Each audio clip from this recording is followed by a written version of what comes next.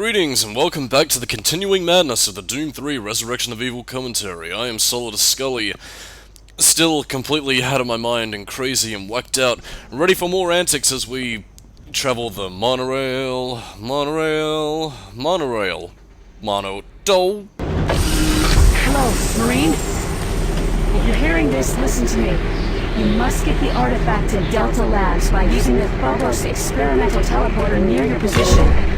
I have the information from Dr. Cloud, and the only way to end this is to bring that teleporter online and transfer to Delta. The artifact can be destroyed by taking it over. There's a certain bit of credence to all of what Dr. McNeil just said over there in regards to one of the implications regarding the endings. I can't really say anything specifically, but in terms of one of the more darker theories about what happens at the end of the game, well, that line's a bit of a contradicting thing, but I guess you'll find out as we go on in the next couple of parts. Anyway, Delta Complex, you say? Ah, nostalgia. I remember when we were last there. It was evil and scary. Anyway, you probably will be recognizing a lot more of these locales, and yes, I do think that this is a nice way of, reusing the assets that the game already had, without necessarily feeling cheap, because it does look a little bit more...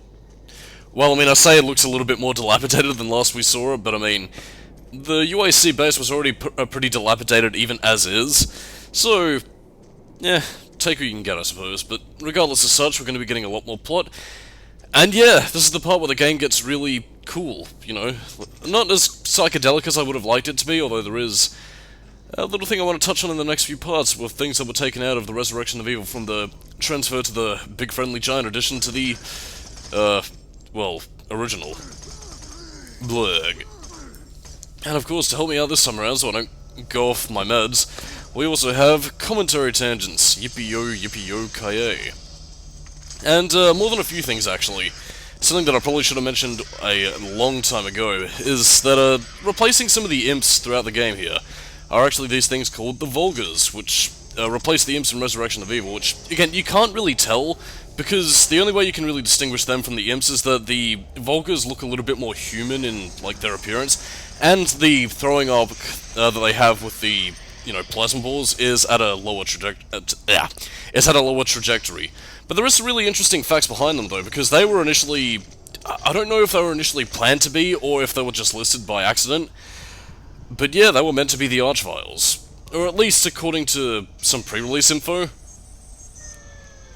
Well, that's just PG. But yeah, they were initially meant to be the Archviles from pre-release info, but I guess that was either a mistake, or they changed it and replaced them with the Archviles that we have today. Oh, lovely. Soldiers. Because they were so fun the last time we fought them. I don't know if I brought this up, I probably did bring it up, but I really fucking hate the chain gun commandos. I don't know, they just whittle down your health incredibly quickly, and it's like, it's not even a case that they're really that frightening as enemies, it's... I don't know, slightly annoying. It's not quite as annoying as the Slurpers, because, in Silent Hill 3, those things can stop you dead in your tracks, and they're more annoying than they are frightening, but, commandos for a completely different reason are annoying, because they can throw things at you and attack you with their little tentacles and fire guns at you, and it's just not a fun time all around. But not with these enemies, though. We can just use the grabber gun to finish them off in one fell swoop. Glory be to, that is, the grab-ass gun. A gun which was once used for a bit of horseplay. No doubt Dr. McNeil had to deal with some nasty-ass men using that grabber gun.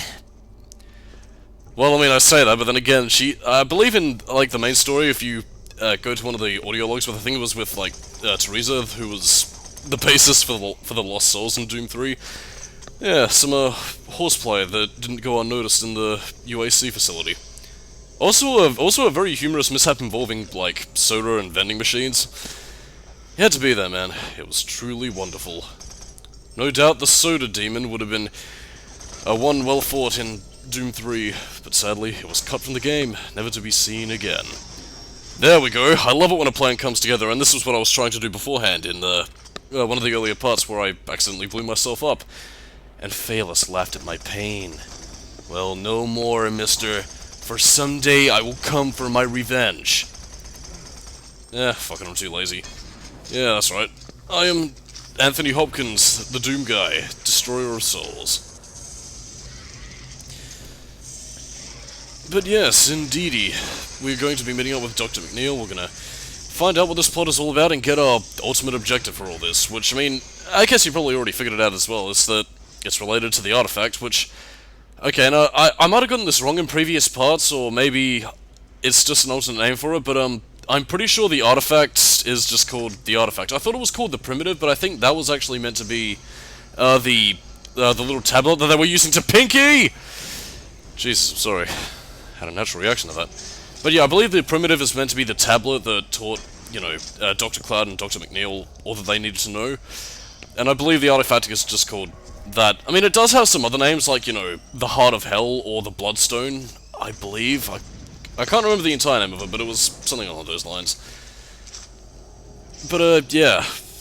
Weird. They don't really refer to it by name, they just call it the artifact. I mean, I'm pretty sure the Soul Cube had another name as well. But, I don't know. Terminology. It's strange, I suppose. But I mean, you are seeing a lot of familiar imagery here. This is the teleporter section, where I'm sure absolutely nothing will go wrong whatsoever. Certainly nothing of hellish proportions that would require us to have an army of knights to serve at our beck and call. No indeed.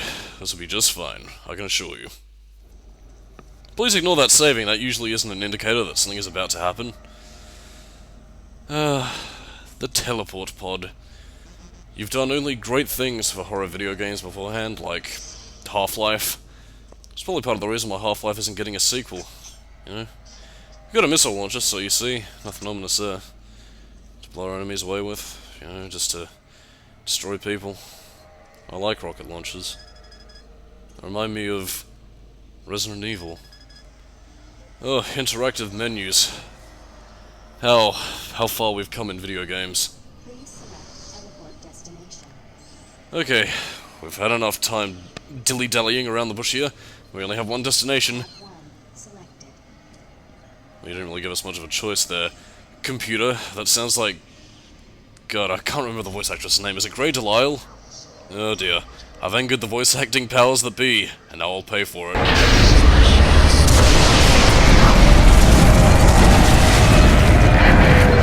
To break that, we need to find a way to reroute power to the teleporter.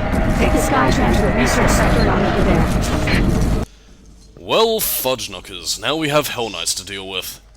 I'm sure absolutely nothing at all will go wrong here. Oh, now we also have the remnants to deal with. Jesus Christ! Oh god, that was I have no idea why, that was, like, intense, man.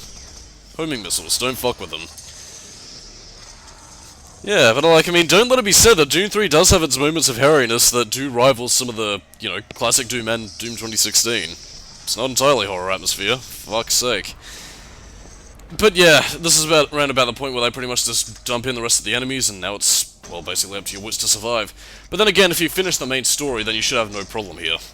That and of course the power that is, the super shotgun, can deal with them in no time flat.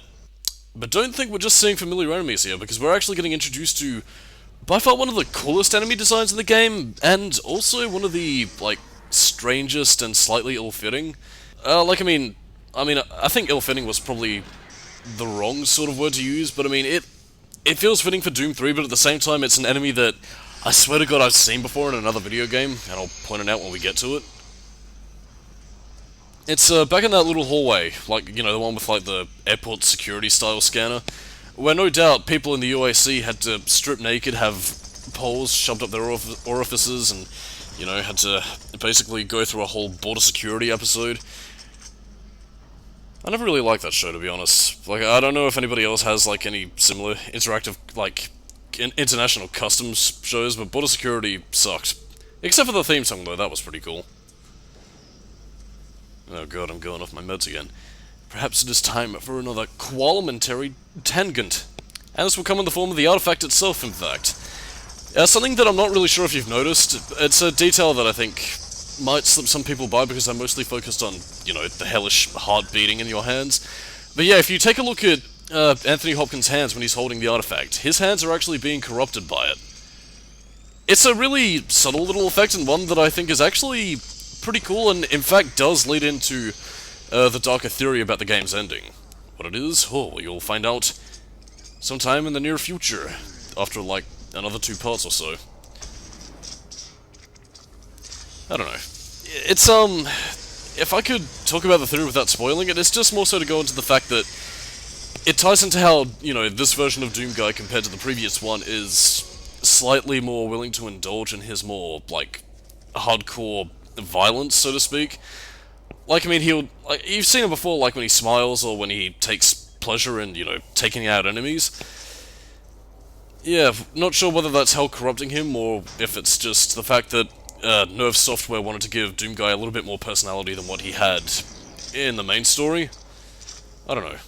It's a curious thing, and one that I don't think we'll really ever know the answer to, but still something worth thinking about. Nice ass. I have no idea why I said that. Strobe lighting, whoa! Anyway, it's time for an audio log, which you hadn't had for a while. Enjoy it, kids, and I'll go somewhere else. Audio log for Lab Technician Bernard Fresco, dated 1/12/2047. As requested by the Security Division, I have changed the code for storage cabinet 042 to 714. I'm not sure why it's so important to change these damn codes every time personnel arrive. It's not like... I've cleaned and stored all the equipment in preparation for the upcoming expedition. Hopefully, the next team will encounter what happened on the previous trip. Yes. It's no wonder there are fewer volunteers each time. I guess the extra pay just isn't worth it to some people. Admittedly, I'm extremely curious about the entire jump process, and I wonder what it would be like to join one of the teams. Even if I was qualified, I'm not sure I'd have the balls to go through with it anyhow. Bernard Fresco, signing off. Yeah, they probably could have saved that audio log for something a little bit more interesting, but, you know what, whatever. They paid the voice actors their dues, and they got their mileage out of them. Could have gotten a little bit more out of them, to be honest, but whatever, I'm not here to complain. Well, generally speaking, anyway. I mean, there isn't really much about Resurrection of Evil that I could really complain about besides, you know, asset reusal, which even then is understandable for an expansion pack in 2005, but... You know, I think for what Resurrection of Evil offers in terms of, like, story content, it's... You know, you're getting your money's worth for it. Well, that looks interesting. I'm gonna go away from it for a while, because, Hell is beginning to make its presence known. And that terrifies me. Speaking of Hell making itself known, it is the Hell Knight, but now we're gonna use its own weapons against him as we use the grab-ass gun. Oh, fuck. Sorry. Here, eat grenades! And rocket launchers. Jesus Christ, open the elevator. Oh no, he's gone. Thank goodness for that. But yeah, it just goes to show that Hell Knights are still nothing to be fucked with. Unlike in Doom 2016, where you can pretty much rip them in half and they become very much like slightly beefier enemies by the game's end, because you're introduced to so many other different threats in that game. I do really like that they did keep the Doom 3 design for the Hell Knights. Well, I guess mostly because the original ones from the classic games were borrowing from the Barons of Hell, but I don't know. It is still good that they did give Doom 3 its respect in certain areas, even if it's not as much as I would have liked. But you never know, maybe Doom Eternal from like a story and mythology side of things could possibly expand upon that as well, assuming they decide to introduce the ancient Martian civilization. But I mean, they're probably going to go with their own thing, so, you know, whatever. I'm looking forward to seeing what they have cooked up there. Unless, of course, it sucks, in which case this part is going to be retroactively very saddening for me.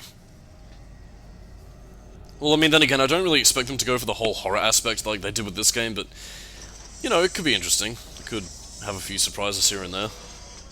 Isn't it fun to talk about a game before its release? Actually, it isn't. I did that with Sonic Forces once, and that game turned out to be not very nice.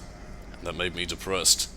Because we've only just begun to take a look at the RSUAC facility on the surface of this planet that I'm pretty sure is going to be inhabited in like a couple of decades or so.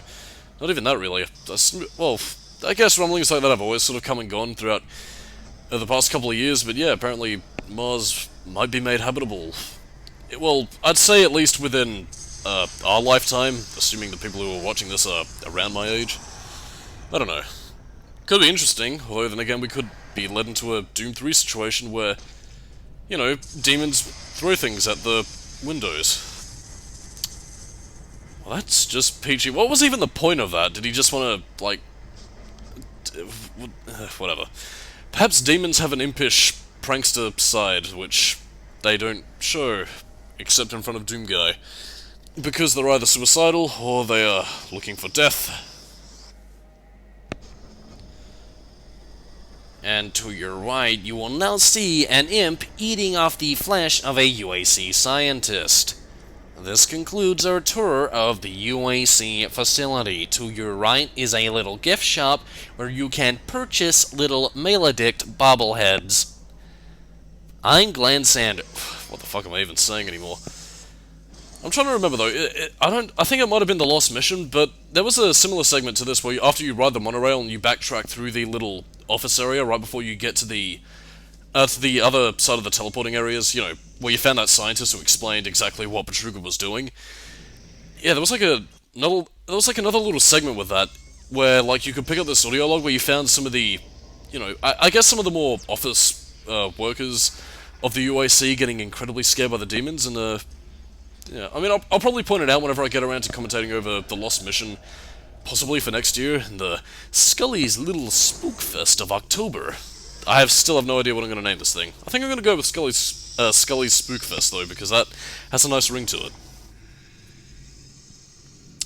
Well, that's just spooky. What is this? Could this be the tomb where they found the Doomslayer? Or Doom... I'm kind of conflicted with the name of Doomslayer, actually. Like, I mean, it sounds cool, but like, I mean, I'm used to calling him Doomguy for so many years now, and it's just doesn't quite rub off on me. I mean, interestingly enough, though, I actually have heard a couple of things where where people have tried to like add some sort of timeline to like the Doom mythos, like trying to tie in the classic games with Doom 64 and Doom 3 and everything, and trying to place it all into a timeline, which I don't think entirely works, considering the fact that these seem to be repeated events where it's either happening to a different Doom guy, or like it's meant to be one which I think is meant to represent, you know, the Doomslayer as he is in Doom 2016. Like, in the sense that they tried to say that Doom 64 was connected to the fact that he stayed in Hell, Final Doom was, you know, also another little part of that, and then they also had Doom 3 being somebody completely unrelated, and then when he awakens in Doom 2016, that was meant to be him with, you know, the one from Doom 64 and all that sort of thing. It's so weird because these games don't really have any sort of, like, tying connectivity to one another besides, like, you know, cute little references here and there, like, you know, the Soul Cube Easter egg and, what was her name again? Olivia Pierce's office? I don't know. I don't think it was really planned, but I mean, if it is meant to be connected, it is interesting at the very least. Although, then again, it does kind of make you wonder why the hell they slashed Petruga's budget, and yet Olivia Pierce and her cultists within the UAC were able to flourish under, like, extreme budget. You would have thought that Elliot Swan would have had something to say about that. I don't know, maybe he was long dead by that point, or maybe that was meant to be set, I don't know, as like a different facility where one person was given preferential treatment over the other. Although then again, considering the fact that Dr. Petruga is Dr. Betrayer in German, yeah, maybe that might have been the reason why the UAC didn't give him the funding he wanted. Well, then again, maybe the UAC is just filled with demon-loving cultists who spent too much time listening to heavy metal music. Presumably the music of Slayer, which is the only music you should be listening to because the band is coming to a close. I think at the end of this month, actually, or maybe a little bit later. And that makes me very sad. This is the enemy I was talking about right here. No, that is not the Mancubus, that is an enemy called the Bruiser. Which, I swear to God, looks like a slightly more death metal version of the, one of the television enemies from Gex. You know, like the lizard-looking thing from Enter the Gecko. I'll go into more thoughts on it after the cutscene, because now we have some major plot revelations, baby.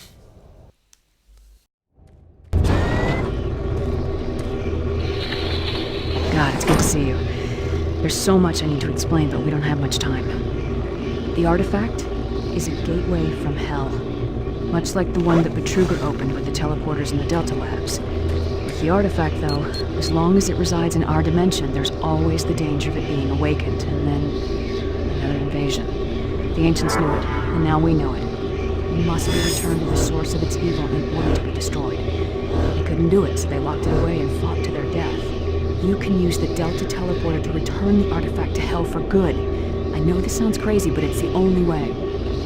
The important thing right now is getting the Phobos teleporter online. There are 4 core systems that must be shut down before I can reroute the power to the teleporter. Take this. You'll need it to get to the pumping station. Now go. Well, you heard the lady. Let's rock and roll, dudes and dudettes.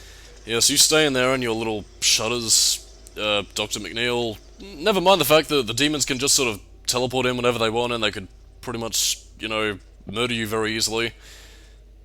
You know that? You sure you're safe in there? You sure you don't want Mr. Anthony Hopkins, the Doom guy, to come in there and protect you? He's pretty good at it. Kind of made a career out of it as, you know, a point man or a marine, I believe. I'm pretty sure he's meant to be the point man who, you know, detonated the charge that busted their way into the artifact's stronghold, which might actually make this the first Doom guy with a voice, or at least, you know, beyond the grunts that you heard in the classic games. I think. I'm not too sure. But whatever the case is, you know, Dr. McNeil, you know they teleport in, so, you know, we can help you. Whatever, we have things to do. We need to basically power up the teleporters, and, yes, this also does include turning off the life support systems. So, yeah, fuck anybody else that's in the base, and I guess McNeil is happy with the idea of sacrificing her life, which, yeah, leads into the slightly grimmer, yet actually kind of sweetly tragic notes that the ending does leave us on, if you choose to believe a certain theory. But we'll get into that a little bit later in the next part, because this is merely the first part where we'll be concluding on a boss fight, which is, you know, the final of the boss fights, which I neglected to mention them beforehand because my brain was turned to cheese, but I think I might as well mention them now, is that basically what you do by collecting the souls of the Hell Hunters is that, basically, you'll be getting certain additions towards the artifact's power. So, like, I mean, if you killed the, fuck, I've completely forgot what the original enemy was called. I think it was, like, the... whatever, the one that opened his chest and you had to shoot into his heart.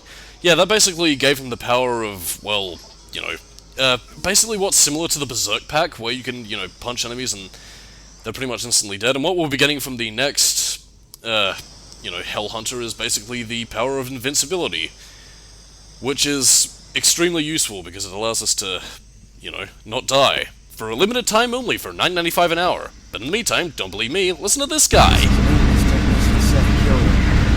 Looking for anyone that's survived, but what the? I don't know what these things are after, but they're killing everything. We gotta get out of here. I'm gonna try and take the maintenance tunnels to Mars City to get an emergency evac. If we find this, then it's probably...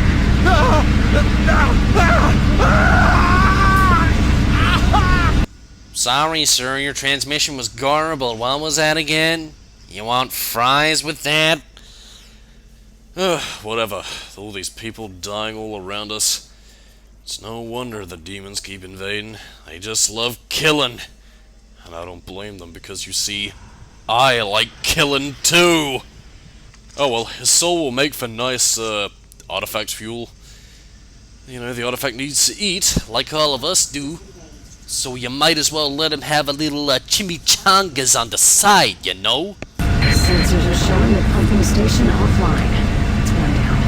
Now shut down auxiliary power to the research complex. So anyway, now the plant's been taken care of, we now need to shut off auxiliary life support, which is, well, basically going to lead into our next boss fight. And after that we'll be shutting off primary, you know, life support control, because we need to power up those teleporters, and as you can no doubt tell, this base isn't exactly the most reliable of places. Even when it was completely, you know, uninfested by demons, yeah, it was still pretty shitty, because the OAC was slashing Betruga's budget. Jesus Christ. I believe this is also the part where we get reintroduced to the Kako demons. Or at least I think. That might be a little bit later on. Could be a spoiler. Sorry for spoiling you, everybody. I won't spoil the next season of Doom.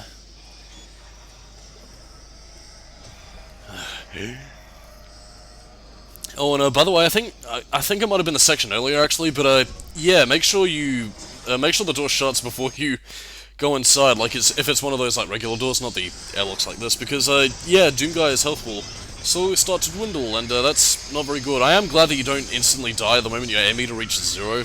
because, you know, it's a little bit dickish, but no, it works in a similar manner to Tomb Raider, where if you still have health, it'll slowly drain before you are dead. Oh, Xenomorph, Xenohort, whatever the fuck your name is. You never cease to amaze us. Let's see here. I have no more commentary tangents, but that's not to worry, because now we have a boss fight coming up quite soon. Oh no. I sense another... Oh wait, that's a Z6 security chip. I thought it was a commando for a second. But yeah, another wreck area with a little bit of hellish meat there, just in case anybody got a little bit hungry and they didn't want to order pizza, or they didn't want to spring out for, like, rations, which probably don't taste very good, even though it is the future, and they have, I don't know, something. Super Turbo Turkey Puncher 3! Yay. Although it's like in the music, actually. I kind of miss that. The music is cool. Oh, I'm depressed. I'm gonna read a magazine. Yeah, I'm bored now. Onwards to new adventure. Wherever that may be. Okay, it's not over there. Oh, there's adventure. It's all marked up in blood, or tomato sauce. Or maybe it's just raspberry jam. Who knows? Maybe the demons have died, and they didn't really bother to leave a note. Well, that looks ominous. And now it is time for us to begin? Oh no, wait, that's not the boss fight. I was mistaken. That was just an audio... Oh, actually no, it was just an email that I cut out because it wasn't really anything that important. Well, I feel embarrassed. We still have plenty more to talk about, so... let us continue as we cross this very, like, Star Wars Jedi Knight, Jedi Outcast looking bridge. And they play the generic hell theme of, oh, mystical things, because hell can have no other music. Clean up on Windows 7. Sanjay to the front with a Windex. Copy that. Oh, Plasma Gun, how I've missed you. My sweet, delicious little child. Now we have a little bit of fun playing with a topsy-turvy bridge, and now we can move on to bigger and better things, and by that I mean a battle of epic proportions with a boss. But of course we gotta remember to stock up on health and ammunition, because without it, we will be destroyed. Excuse me. Might not be coughing anymore, but I still have a lot of saliva built up here. Charming, I know. When will you ever learn, Xenomorphs? Oh no, the sky is growing red. Ah. I honestly kind of find the remnants to be a little bit more annoying than they are, like, frightening. It's mainly because of the amount of damage they do. I mean, I don't know, it's just kind of bugging me, to be perfectly honest. But again, I mean, I'd rather an enemy just bug me ever so slightly than, you know, be on the level of the slopers, which actually stop you from doing anything. That just makes me very angry. There is nothing more for us to see in here. Go, Doom Guy. Anthony Hopkins, Doom Guy. There is nothing more. Just go! We can't be here anymore. Seriously, mate, we've got shit to do. Get moving. There we are.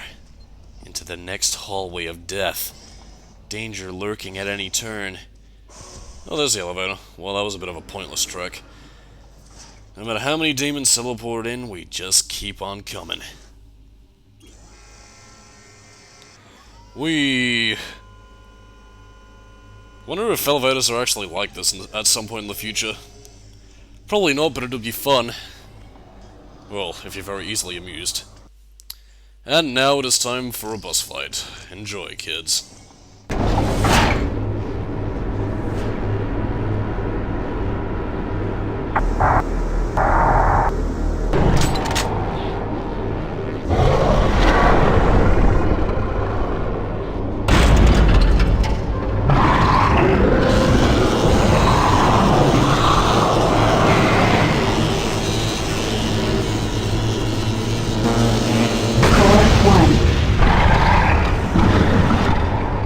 One thing that I really do like about the cutscenes in Resurrection of Evil compared to the original Doom 3, and I speak mostly in terms of the boss introductions, is that it does actively tell you exactly what you need to do with all in a very quick introduction. Aim for the cores, destroy the power sources, and basically go to town on the demon.